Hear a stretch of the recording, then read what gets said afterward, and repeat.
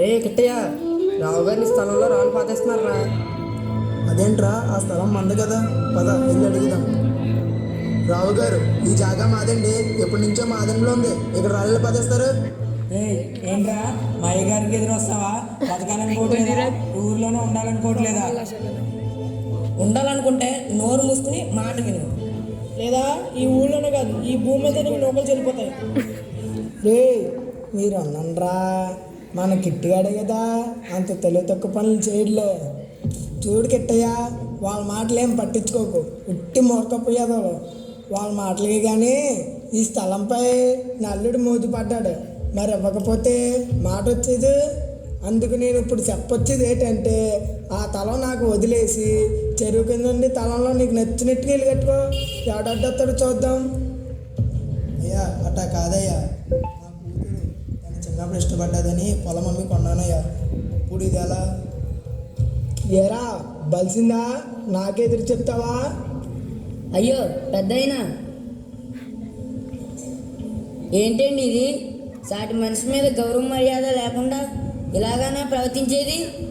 ఆయన ఎలా బాధించాక మీకు ఎవరిచ్చారు? ఇదిగో వకీలు, నీకు తెలదనుకుంటా, ఈ ఊర్లో ఎవరికి ఎక్కవాలన్నా నా ఇష్టమే, అలాంటిది నాకు ఇంకొకరు ఎక్క ఇవ్వడం ఏంటయ్యా? డబ్బు బలంతో మందిని వెనకేసుకొని నీ ఇష్టాన్ని చేస్తూ ఉంటే ఊరుకునేది లేదు. న్యాయబద్ధంగా రాజ్యాంగం కల్పించిన హక్కులను అందరిలాగే ఈ ఊరు వాళ్ళు కూడా పొందేలా నేను చేస్తాను. అబ్బే, బాగా చదువుకున్న వాళ్ళతో ఇదేరా ఇబ్బంది, ఓ పట్టాన్ని ఏదో అర్థం చేసుకోరు. అయినా నీ పిచ్చి కానీ నన్ను కాదని నీకు ఎవరు సపోర్ట్ చేయరు. ఎవరు సపోర్ట్ చేసినా చేయకపోయినా ఆధారాలు ఆయన వైపు ఉన్నంత వరకు రాజ్యాంగపరంగా ఏర్పాటైన వ్యవస్థలే ఆయనకు రక్షణ కల్పించి న్యాయం చేస్తాయి. అయినా ఇలాంటివన్నీ నీలాంటి మూర్ఖులకి తెలియవులే. రాజ్యాంగం తెలుసులేవాయ్, మేము చిన్నప్పుడు బల్లో చదువుకున్నాం. అవి ఏముంటాయి పెద్ద, అందులో 4 ఆర్టికల్స్, ఫండమెంటల్ రైట్స్, డ్యూటీస్ ఉండే పుస్తకం అంతే కదా. అదేదో పెద్ద మహాగ్రంథం అన్నట్టు అది పట్టుకుని ఎవరైనా అంబేద్కర్ ప్రతి సెంటర్లోనే ఆయన విగ్రహాలు ఒకటే చూడలేకపోతున్నారా బాబు? ఏంటి రాజ్యాంగం అంటే ఒట్టి పుస్తకమా? సార్, రాజ్యాంగం అంటే ఎవరో ఒక వ్యక్తి తనకు తట్టిన ఆలోచనలను ఒక పుస్తకంలో వ్రాయడం కాదు సార్. అసలు రాజ్యాంగం అంటే ఏంటో తెలుసా? దాని వెనుక ఎంతమంది ఎన్ని సంవత్సరాల శ్రమ దాగుందో తెలుసా? సెంట్రల్ గవర్నమెంట్ మరియు ప్రతి స్టేట్ గవర్నమెంట్ ఏమేమి పనులు చేయాలి, ఎలా పని చేయాలి, ఎలక్షన్స్ ఎలా ఆర్గనైజ్ చేయాలి, మిలిటరీ పవర్ ఎవరి దగ్గర ఉండాలి, ఇలా దేశాలకు సంబంధించిన బోలెడు ఇంపార్టెంట్ విషయాలు అందులోనే ఉన్నాయి. ఎవరురా ఇక్కడ రాజ్యాంగం గురించి తక్కువ చేసి మాట్లాడు? వీళ్ళిద్దరి మధ్యలో నువ్వేటి తాత? ఆయన స్వతంత్రం కోసం పోరాడే ఊరి చివరు ఉంటారు, నువ్వు ఆగు. ఈరోజు మీకు స్వేచ్ఛ స్వతంత్రం అన్నీ ఏ శ్రమ లేకుండా పొందేసరికి వాటి విలువ బొత్తిగా తెలియకుండా పోయింది.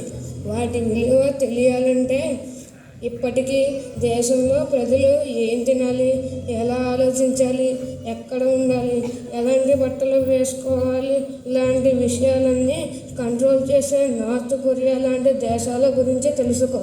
మనకు స్వతంత్రం వచ్చే సమయానికి రాజ్యాంగం అనేది ఈ దేశంలో నివసించే 35 కోట్ల జనాభా యొక్క కళ, 2 శతాబ్దాల వేదనకు నిరీక్షణ, 9 దశాబ్దాల ఆకాంక్ష, అణగారిన వర్గాల జీవనాడి. దేశం నలుమూలలో నుండి 389 మంది గొప్ప నాయకులను రాజ్యాంగ సభ సభ్యులుగా ప్రజలు ఎన్నుకుని పలు కమిటీలుగా విభజింపబడి వారు ప్రపంచంలో వివిధ దేశాల రాజ్యాంగాలు క్షుణ్ణంగా పరిశీలించి పరిశోధించి వాటిలో మన దేశానికి అనుకూలంగా ఉన్న చట్టాలను తీసుకొచ్చి డాక్టర్ భీమ్రావ్ రామ్జీ అంబేద్కర్ గారి ఆధ్వర్యంలో ఉన్న డ్రాఫ్టింగ్ కమిటీకి అందించగా ఆ మహానుభావుడు ఆధ్వర్యంలో డ్రాఫ్టింగ్ కమిటీ ఆ నివేదికలను లోతుగా అధ్యయనం చేసి ఒక రూపం కల్పించి డ్రాఫ్ట్ కాన్స్టిట్యూషన్గా తయారు చేశారు. ఆపై రాజ్యాంగ సభలో సభ్యులందరూ డ్రాఫ్ట్ కాన్స్టిట్యూషన్పై సుమారుగా 6 నెలల సుదీర్ఘ చర్చలు జరిపి 2473 మార్పులు చేసి అందరి ఆకాంక్షలను నెరవేర్చేలా ఉన్నది అని ధృవీకరించకే నవంబర్ 26, 1949న మన రాజ్యాంగాన్ని ఆమోదింపచేశారు. మీరు చెప్పింది ముమ్మాటికి నిజమే తాతగారు. మన దేశం తర్వాత స్వాతంత్రం సాధించిన చాలా దేశాలలో పౌరులు దయనీయమైన మరియు దుర్భరమైన జీవితాలను గడుపుతున్నారు, కేవలం దృఢమైన రాజ్యాంగం లేకనే. అసలు ఇన్ని కోట్ల జనాభా ఉండి ఇన్ని రకాలైన మతాలు, కులాలు, భాషలు, ఆచారాలు కలిగి ఉండి కూడా 75 సంవత్సరాలకు పైగా ఎంతో సామరస్యంగా కలిసి ఉండడం చూసి మొత్తం ప్రపంచమే ఆశ్చర్యపోయేలా మన భారతదేశం ఈరోజు ఇలా నిలబడగలిగిందంటే అది కేవలం ఆ మహనీయులందరూ కలిసి మనకు అందించిన ఈ రాజ్యాంగం వల్ల మరియు దానిని గౌరవించి అనుసరించి నాయకుల వల్లనే.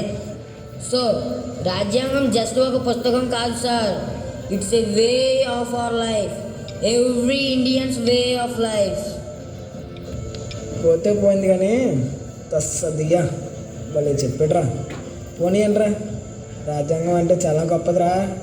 అంబేద్కర్ మహాత్ముడురా, ఇలాంటివి మారుతాం ఇంకా.